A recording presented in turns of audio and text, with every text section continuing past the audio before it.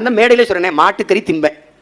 மாட்டுக்காக பேசுகிறார், போராடுகிறார், அப்புறம் மாட்டுக்கறி திம்பேனுங்கிறார். நான் போராடுறதே மாட்டுக்கறி திங்க தான்.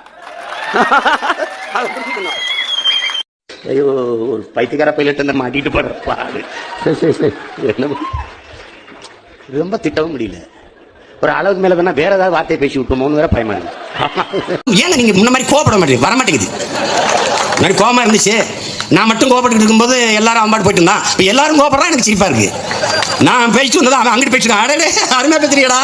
ஏற்கனவே சேலத்துல இருந்து சென்னைக்கு வரது 8 வழிச்சாலை இருக்குல்ல, வேகமா வந்துடலாம். வந்து என்ன செய்ய போறீங்க? சீரியல் பாப்பீங்க, வேற என்ன பாப்பீங்க?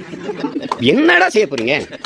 சேலத்திலிருந்து தாம்பரத்துக்கு சீக்கிரம் வந்துருவீங்க, தாம்பரத்திலிருந்து சென்னைக்கு வர 4 மணி நேரம் ஆகுது. இதுக்கு பேர் எங்க அப்பத்தா சொல்லுவோம் அடிக்கடி, இதெல்லாம் தாண்டா பேராண்டி கால கொடுமை அப்படின்னு அனுபவிச்சுக்க வேண்டியதான். சீமான் ஒரு தீவிரவாதி, ஏன் சத்தமா பேசுகிறார்? சத்தமா பேசுறதெல்லாம் தீவிரவாதமாடா? நான் இவ்வளவு சத்தமா பேசினேன், சனியை உங்க ஆதரவு இல்லையடா. இவ்வளவு சத்தமா பேசிய உங்க ஆதரவு இல்லை. பல பேர் சாப்ட்வேர்ல வேலை செய்யறோம், ₹1,00,000 சம்பளம், சாப்பிட்டு போய் தான் வேலை செய்யணும். இப்ப அலைபேசியில 7G வந்துருச்சு தெரியுமில்ல, இனி 8G வர போது. எத்தனை G வந்தாலும் கஞ்சி விவசாயம் தான் ஊத்தணும் ராஜா. கஞ்சி இருக்குல்ல, அந்த விவசாயம் தான்.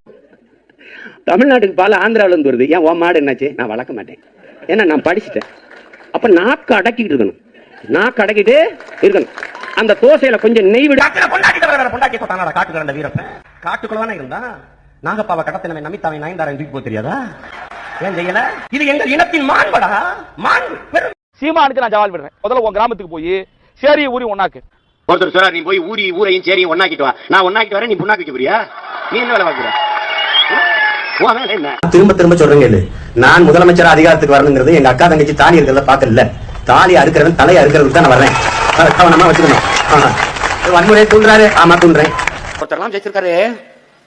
சீமான்ட்ட மட்டும் நாடு போச்சுன்னா என்ன ஆகும்? பக்கத்துல இருந்தவர் கேட்டார், இப்ப மட்டும் என்னவா இருக்கு?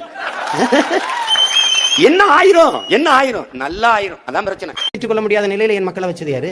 ஆனாலும் வாயிலேயே நாங்க நல்லா ஆட்சி கொடுத்துட்டோம், நாங்க சாதிச்சிட்டோம். இதெல்லாம் வெக்கமா இல்ல? இது இந்த அரசுகளை விமர்சிக்கிறதுக்கு கோவம் எதுக்கு வருது? அவ்வளவு வெக்கமா இருந்தா எங்கேயாவது போய் விஷத்தை குடிச்சு செத்து போங்க. இதுக்கு என்ன? இந்த காட்டுக்குள்ள 20 பேர் அநியாயமா சுத்து போட்டா ஒரு படுகொலை, ஒரு சின்ன வருத்தம், கண்டனம் வேணாம், ஒரு வருத்தம் பதிவு செய்யல. எப்படி இருக்கு?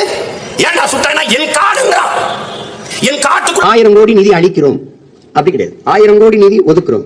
ஐயா நீங்க ஒதுக்குற நீங்களே ஏன் எங்களுக்கு வரல? என்ன நீங்க புரிஞ்சுக்கிட்டீங்க? ஏன் இடியட்டா இருக்கீங்க?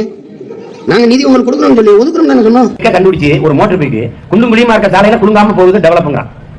சாலையை சரியா போடுறா, ரோட ஒழுங்கா போடுறா, கேனப்பல அதை விட்டுட்டு குலுங்கால ஒரு சாக்கப்சரை கண்டுபிடிச்சாரான் டெவலப்பா.